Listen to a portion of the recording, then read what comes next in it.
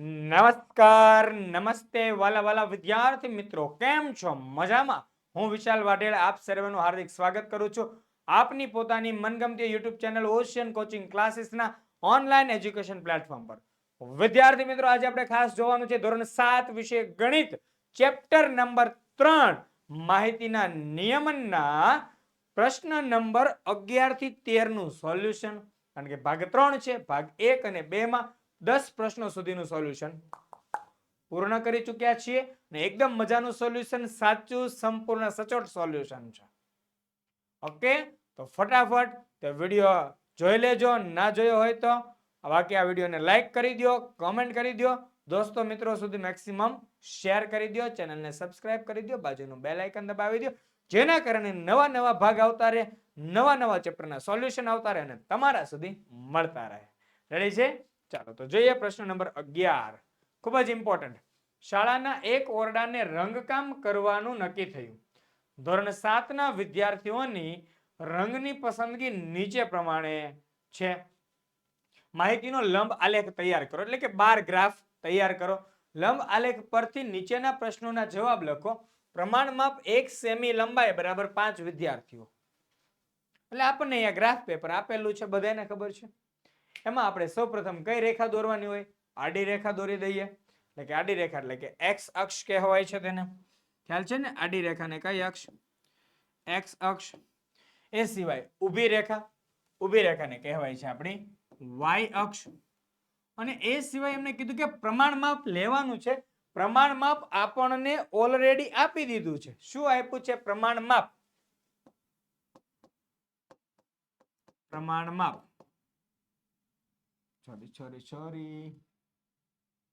પ્રમાણ માપ. પ્રમાણ માપ વાય અક્ષ પર 1 સેન્ટીમીટર બરાબર 5 વિદ્યાર્થી. રેડી? આપણે એક્સ અક્ષ ઉપર વિદ્યાર્થીનો મનગમતો રંગ, કારણ કે એક્સ અક્ષ ઉપર હંમેશા ગુણાત્મક માહિતી લખાય છે. એટલે એક્સ અક્ષ ઉપર આપણે શું લખીશું? વિદ્યાર્થીઓનો મનગમતો રંગ.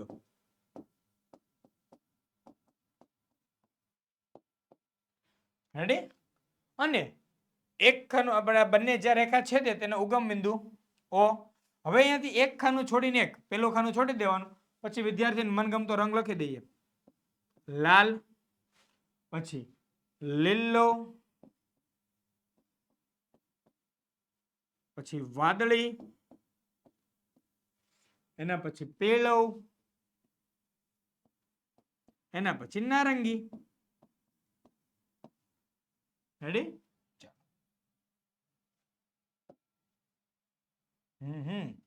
હવે આપણે વાય અક્ષ ઉપર આપણે થોડીક નજર કરીએ. તો વાય અક્ષ ઉપર પ્રમાણ માપ આપણને આપી દીધા છે ને આપણે લખવાના છે 5 5 5 10 એમ એક પછી એક. કારણ કે ઊભી લાઈનમાં શું છે? આ વિદ્યાર્થીઓની સંખ્યા. વિદ્યાર્થીઓની સંખ્યા. રેડી? ચાલો 5 10 15 20 25 30 35 40 45 50 55 અને છેલ્લું 60. આ કદાચ બહાર જતું રહ્યું છે, તમારા આલેખમાં જશે નહીં. રેડી? મારી પાસે થોડોક આલેખ અહીંયા નાનો છે, તમારામાં જશે નહીં. રેડી છે? ચલો, તો આપણે 55 સુધી મેક્સિમમ જવાનું છે, એટલે પ્રોબ્લેમ નથી. ચાલો, તો આપણે જોઈએ સૌપ્રથમ લાલ રંગ. તો લાલ માટે શું કરવાનું? 40 સુધી જવાનું. એટલે 40 અહીંયા એક આડો લીટો કરી દેવાનો, પછી એક ઊભો આખો સ્તંભ દોરી નાખવાનો. તો સ્તંભ કેવી રીતે દોરવાનો? આવી રીતે. રેડી? આ રીતે આખો સ્તંભ દોરી દેવાનો છે. અને એવું લાગે તો ઉપર તમે એના આંકડાઓ પણ લખી નાખો. ઉપર શું કરો? આંકડા લખી નાખો 40. અને અંદર તમને ઈચ્છા થાય તો અંદર પણ તમે લખી શકો લાલ એમ. રેડી? જોઈએ નેક્સ્ટ. ત્યાર પછી લીલો. તો લીલામાં 20 સુધી જવાનું છે. તો 20 સુધી એટલે અહીંયા 20 દેખાય છે, અહીંયા સુધી અવળો આલેખ દોરવાનો. અહીંયા શું લખી દેવાના? 20 અને અંદર લખી દો લીલો. નેક્સ્ટ વાદળી. વાદળી 55. ઓહો. તો વાદળી અહીંયા 55, તો અહીંયાથી આપણે આ બોક્સની અંદર આવશે તો અહીંયા સુધી આવી જશે. આ તો 55 થઈ ગયું એટલે કયું થઈ ગયું? વાદળી. એના પછી નેક્સ્ટ પીળો. પીળો 50 સુધી. તો અહીંયા 50 સુધીનો અહીંયા પીળો. રેડી? આ થઈ ગયા આપણા 50 સાથે પીળો રંગ સંપૂર્ણ પુરાઈ ગયો. નેક્સ્ટ નારંગી 30. તો 30 સુધી નારંગી. અહીંયા સુધી આવશે નારંગી 30. રેડી? ચાલો. ઓકે, બસ આલેખ દોરાઈ ગયો. હવે આપણે આના જવાબો આપવાના છે. શું સવાલ છે? પહેલો સવાલ, સૌથી વધુ પસંદ કરેલ રંગ કયો છે? આલેખ પરથી આપણને વધારે ખ્યાલ આવે. તો જે સૌથી ઊંચો આલેખ હોય તે સૌથી વધુ પસંદ થયો હોય કયો છે? વાદળી. પછી સૌથી ઓછો કયો પસંદ થયો છે? લીલો. કે આલેખ જોતાની સાથે જ ખ્યાલ આવી જાય. રેડી? ચાલો. તો સૌથી વધુ પસંદ કરેલ રંગ કયો છે? અહીંયા જોઈને ખબર પડે કે સૌથી મોટી સંખ્યા કઈ છે? 55. તો 55 વાળો રંગ એટલે કે વાદળી રંગ. નેક્સ્ટ બીજું, કયો રંગ સૌથી ઓછો પસંદ કરેલ છે? તો સૌથી ઓછો કયો પસંદ છે? સૌથી નાની સંખ્યા કઈ? 20. તો સૌથી ઓછો કયો પસંદ છે? લીલો. લીલો રંગ. નેક્સ્ટ, કુલ કેટલા રંગ છે અને તે કયા કયા છે? કેટલા રંગ છે? 1 2 3 4 5. કુલ કેટલા રંગ છે? 5 રંગ. અને કયા કયા છે? લાલ, લીલો, વાદળી, પીળો, નારંગી. બસ પતી ગયા આપણા 3 સવાલોના જવાબ. જોઈએ નેક્સ્ટ. તમારી માટે ખાસ ઉપયોગી એવા ધોરણ 3 થી 12 ના સાહિત્ય પીડીએફ સ્વરૂપમાં આપણી પાસે અવેલેબલ છે. સર ક્યાંથી મળશે? તે મળશે વોટ્સએપ પર અને એપ્લિકેશન પર. સર કયા કયા પીડીએફ? તો સ્વ અધ્યયન પોથી સોલ્યુશન, ગાલા સ્વાધ્યાય પોથી સોલ્યુશન, સમજૂતી પ્લસ સ્વાધ્યાય સોલ્યુશન, પ્રોજેક્ટ પ્રવૃત્તિ બુક સોલ્યુશન, પ્રયોગ પોથી અને ભૂગોળ પોથી, અંગ્રેજી ગ્રામર સોલ્યુશન, યુનિટ ટેસ્ટ ને આઈએમપી પ્રશ્નો, અસાઇનમેન્ટ અને આઈએમપી પેપર. તો આ બધા જ સોલ્યુશન પીડીએફ સ્વરૂપમાં આપણી પાસે અવેલેબલ છે. તો વોટ્સએપ પર મંગાવવા માટે ફટાફટ મેસેજ કરી દેજો, કોલ કરી દેજો. 70 46 22 22 54. કયો નંબર છે? 70 46 22 22 54. અને તમારે એના વિશે કંઈ જાણવું હોય આપણી એપ્લિકેશન પણ છે ઓશિયન કોચિંગ ક્લાસીસ. તેના ઉપર જઈને જોઈ શકો છો. જે બધા જની લિંક નીચે ડિસ્ક્રિપ્શનમાં તમને આપેલી છે. ઓકે, જોઈએ નેક્સ્ટ. 12મો સવાલ, 5 વિદ્યાર્થીઓના વજનની માહિતી કિલોગ્રામમાં નીચે પ્રમાણે છે. 1 સેમી બરાબર કેટલું લ્યો? 5 કિલોગ્રામ લ્યો. પ્રમાણ માપ લઈ માહિતીનો લંબ આલેખ તૈયાર કરો. લંબ આલેખ પરથી નીચેના પ્રશ્નોના જવાબ આપો. નીચેના પ્રશ્નો આવશે એમ જોઈ લેશું. રેડી? વિદ્યાર્થીનું નામ, વજન કિગ્રામાં, કોનો કોનો વજન કેટલો કેટલો છે એ પ્રમાણે. રેડી? આપણને આલેખ આપેલો છે. આડી રેખાને આપણે દોરી દેવાની છે જેનું નામ આપણે રાખવાનું છે શું? એક્સ અક્ષ. ઊભી રેખા દોરવાની છે. ઊભી રેખાનું નામ શું છે આપણું? વાય અક્ષ. બંને એકબીજાને મળે ત્યાં ઉગમ બિંદુ ઓ. એક્સ અક્ષ ઉપર ગુણાત્મક માહિતી એટલે કે વિદ્યાર્થીનું નામ આવશે. વિદ્યાર્થીનું શું આવશે? નામ. ચાલો વિદ્યાર્થીઓના નામ લખી દો એક ખાનું છોડીને એક પછી એક. પહેલો કોણ છે? સર રમેશ. પછી એક ખાનું છોડીને બીજાનું નામ સુરેશ. પછી એક ખાનું છોડીને ત્રીજાનું નામ મનેશ. એની પછી ચોથાનું નામ હરેશ. અને એના પછી છેલ્લાનું નામ છે દિનેશ. રેડી? જોજો, રમેશ, સુરેશ, મનેશ, હરેશ, દિનેશ. હવે એને કીધું વજન કિલોગ્રામમાં પ્રમાણ માપ આપણને આપેલું છે. તો પ્રમાણ માપ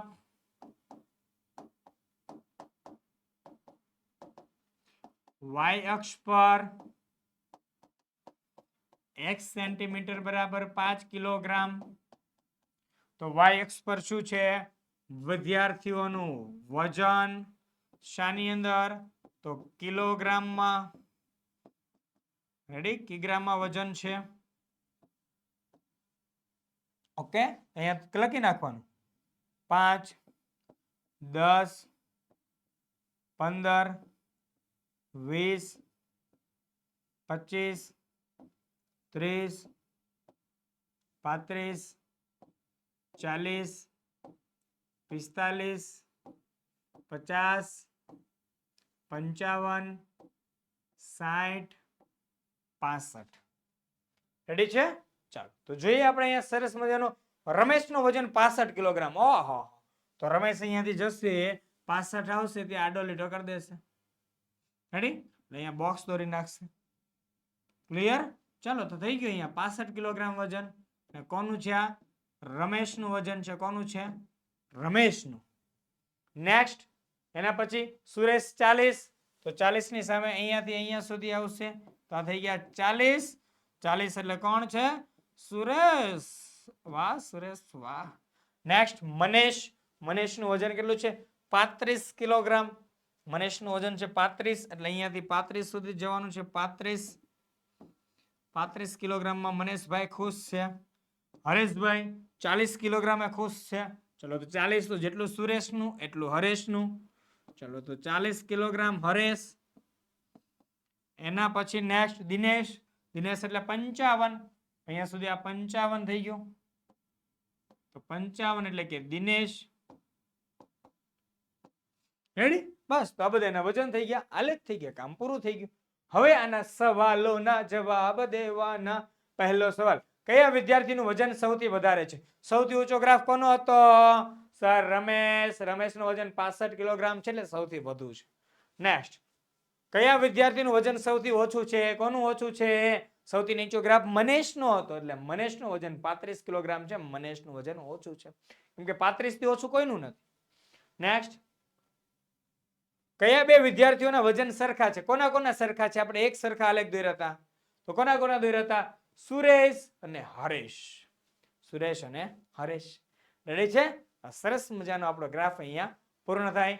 નેક્સ્ટ, તમારા માટે ગણિતની ઇમ્પોર્ટન્ટ બેચ કે જેની અંદર ગણિતને ભણવાનું છે એકદમ મસ્ત મજાની રીતે, એકદમ સ્ટ્રોંગ રીતે. બરાબર છે?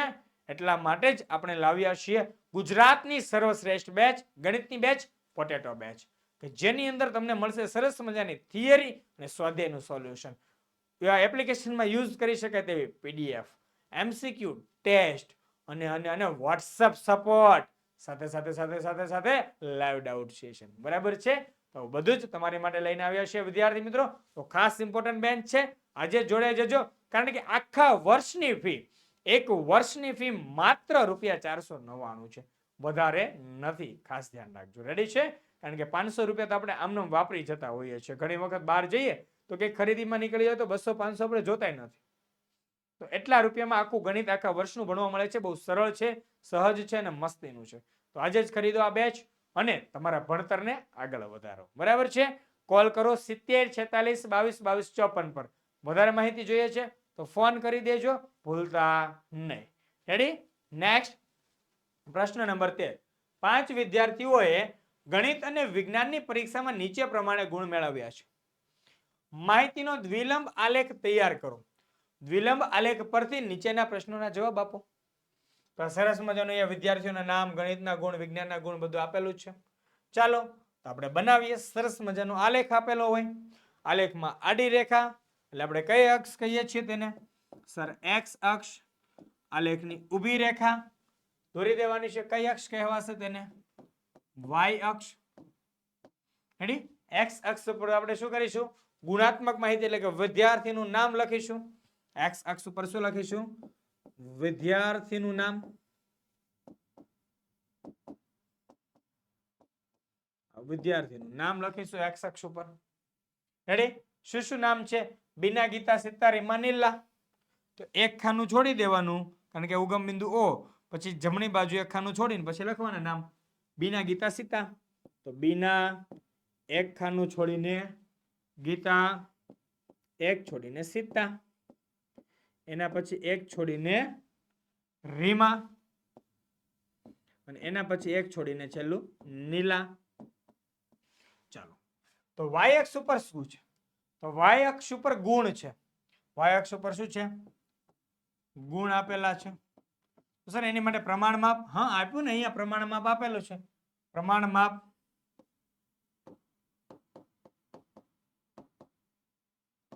વાય અક્ષ પર 1 સેન્ટીમીટર બરાબર 10 ગુણ. વાય અક્ષ પર 1 સેન્ટીમીટર બરાબર 10 ગુણ. રેડી છે? ચાલો તો આગળ જોઈ લઈએ આપણે. આમાં વાય અક્ષ ઉપર આપણે ગુણ પણ લખી દઈએ.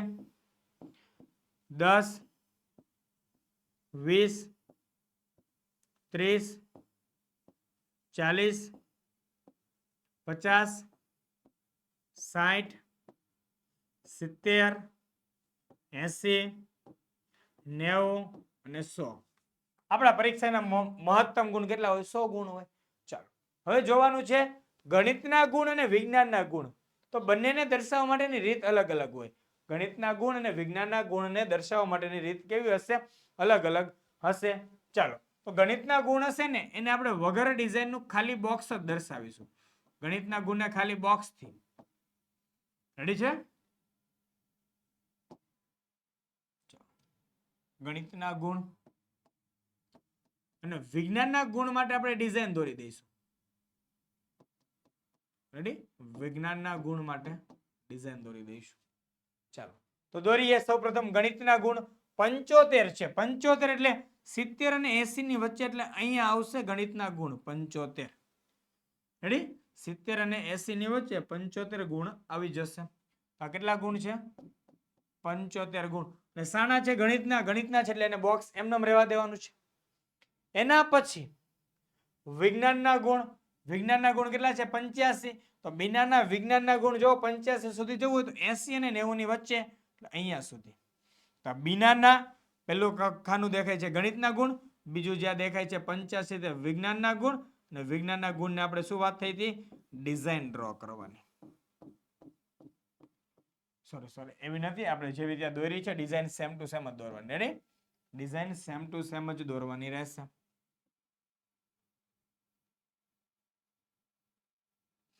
તમે જે આ ડિઝાઇન બતાવો છો એ જ ડિઝાઇન દોરવાની, ડિઝાઇન ચેન્જ કરવાની નહીં. ક્લિયર?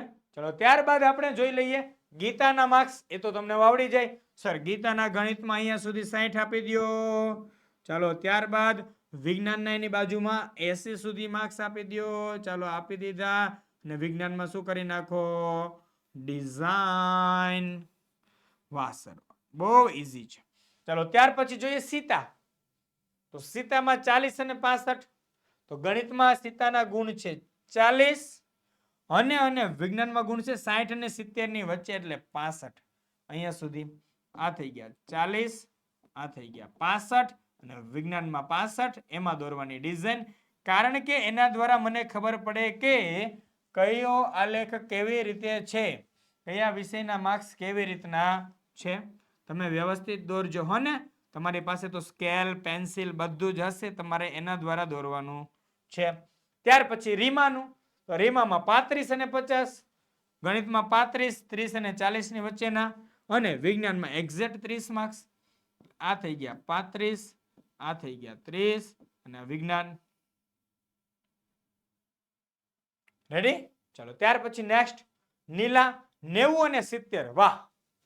વિજ્ઞાન અને ગણિત અને વિજ્ઞાન. ગણિતમાં 90 માર્ક્સ, એટલે અહીંયા સુધી 90 અને વિજ્ઞાનમાં 70 અહીંયા સુધી. તો 90 અને 70. ક્લિયર? તો બસ આ રીતે એમાં દોરી દેવાનું. વાહ! તો આપણો પૂરો થઈ ગયો સરસ મજાનો દ્વિલંબ આલેખ. તો જ્યારે પણ દ્વિલંબ આલેખ દોરો છો ત્યારે ખાસ યાદ રાખજો આ માહિતી ઇમ્પોર્ટન્ટ છે, લખવી પડે.